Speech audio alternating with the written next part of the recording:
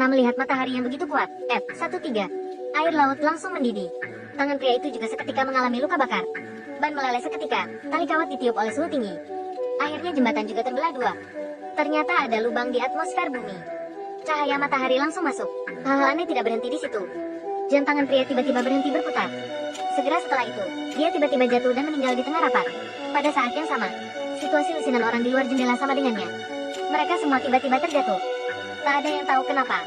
Militer mencari ahli geomagnetis akuan dan beberapa ilmuwan energi lainnya.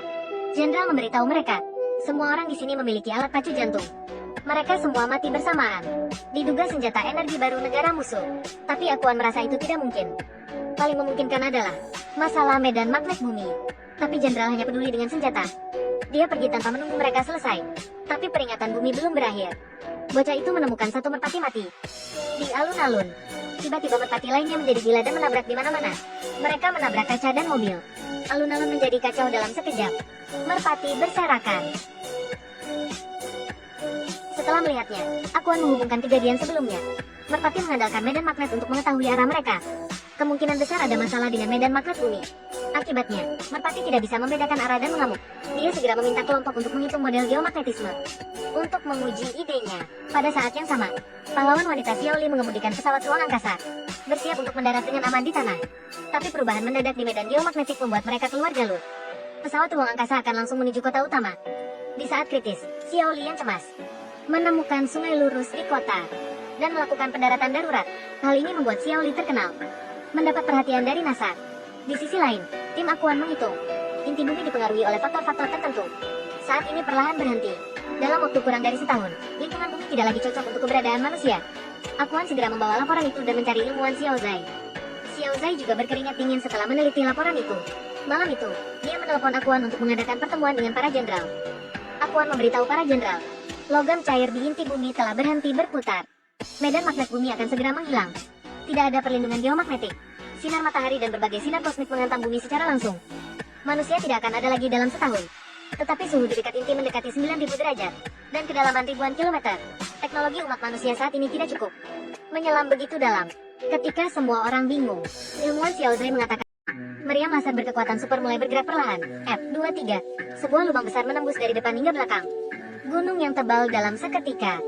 Selain itu, ada bahan khusus dapat melindungi orang-orang di kabin dari bahaya. Jadi mereka berencana menggunakan senjata Lauhei untuk memasuki inti bumi dan menggunakan metode meledakan dengan bom untuk memulai kembali rotasi inti bumi. Untuk memastikan kelancaran rencana, pemerintah mencari Xiaoli sebagai penggerak operasi dan mantan ilmuwan energi dan kapten lainnya untuk mencegah kepanikan sosial. Militer juga menemukan peretas jenius, memintanya untuk meretas semua informasi tentang bencana. Pesawat ruang angkasa eksplorasi geosentris besar sedang dalam konstruksi yang intens. Tim 6 orang juga berlatih siang dan malam, bersiap pergi ke inti. Pada saat yang sama, semakin banyak hal aneh yang terjadi di bumi. Di tempat yang bukan kutub, aurora muncul, langit juga bergemuruh.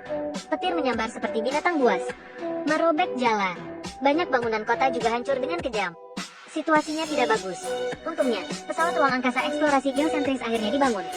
Akuan, Xiaoli, Xiao Zai, ilmuwan energi Lauhei, dan kapten lainnya.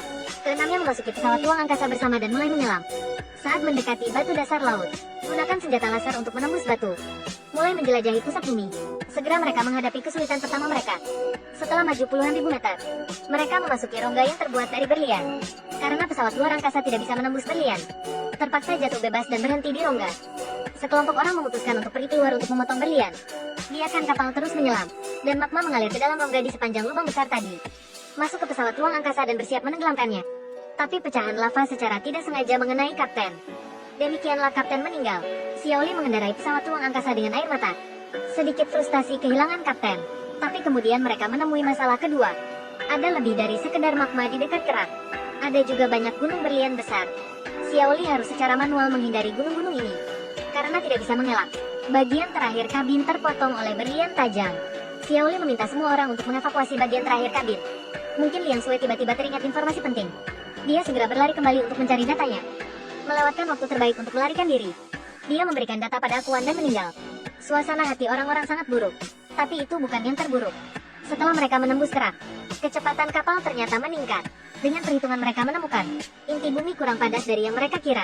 Artinya, bom yang mereka bawa tidak cukup kuat untuk memulai kembali inti bumi. Xiao Zai tidak senang dan meminta untuk segera kembali. Akuan dan yang lainnya ingin tinggal dan terus memikirkan cara bertengkar dengan Xiao Zai. Lao Hei tak tahan lagi. Satu tembakan membuat Xiao Zai pingsan. Pada saat yang sama, dampak dari inti bumi yang berhenti berputar terus berlanjut. Sebuah lubang transparan muncul di atmosfer bumi. Cahaya matahari masuk secara langsung. Air laut langsung direbus oleh matahari. Tangan pria itu juga langsung mengalami luka bakar. Kabel baja jembatan meleleh oleh suhu tinggi. Ban juga meleleh oleh daya jembatan yang panas. Jembatan Golden Gate juga terpotong menjadi dua hanya dalam hitungan detik. Orang-orang ini mencoba menyelamatkan planet ini. Xiao Zai baru saja ditinju untuk mendapatkan inspirasi. Mereka dapat membagi bom menjadi 5 bagian, terpisah ke dalam kabin. Meledakkan bom di titik tetap. Ini akan memungkinkan tumpukan energi untuk memulai kembali inti bumi. Tapi ketika Lao Hei merancang pesawat luar angkasa, dia tidak mempertimbangkan situasi ini. Karena itu, untuk melakukan pelarian dari kabin, saklar ini harus dihidupkan secara manual dan terjebak pada 9.000 derajat isolasi termal. Setelah masuk, tidak bisa keluar lagi. Tapi Lao Hei mengambil inisiatif untuk melakukan tindakan ini, mengorbankan diri untuk membuka saklar pengaman. Akuan dan yang lainnya berhasil mengatur bom. Tepat ketika bom terakhir dikerahkan, mereka menemukan bahwa perhitungan mereka sebelumnya mengalami 30% kesalahan. Tiba-tiba kapal bergetar hebat. Bom jatuh di kaki Xiao Zai, dan kabin akan segera berangkat agar rencana berjalan lancar dan menyelamatkan semua umat manusia. Dia meminta Akuan meninggalkannya dan menyuruhnya menggunakan energi pesawat ruang angkasa untuk membuat 30% dari energi. Lalu kabin pergi. Xiao Zai diam-diam menunggu datangnya kematian. Akuan mati-matian menemukan energi pesawat ruang angkasa dan meletakkannya di bagian terakhir kabin. Keluar setelah mengatur waktu. Akuan dan Xiao Li tidak punya energi, hanya bersembunyi dalam kapal yang gelap, menunggu ledakan dengan tenang. Tiba-tiba Akuan punya ide bagus. Mereka bisa memanfaatkan energi ledakan sebagai sumber energi pesawat ruang angkasa, mengisinya pada kapal. Mereka langsung mengeksekusinya. Sesaat sebelum ledakan, mereka merombak kapal dengan kekuatan gelombang kejut. Mereka benar-benar kembali ke dasar laut beberapa kali lebih cepat.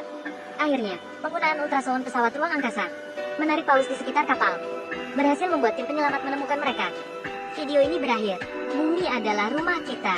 Dalam beberapa dekade terakhir, lingkungan hidup kita telah rusak parah. Yang ingin saya katakan mulai sekarang adalah, melindungi bumi adalah tanggung jawab semua orang.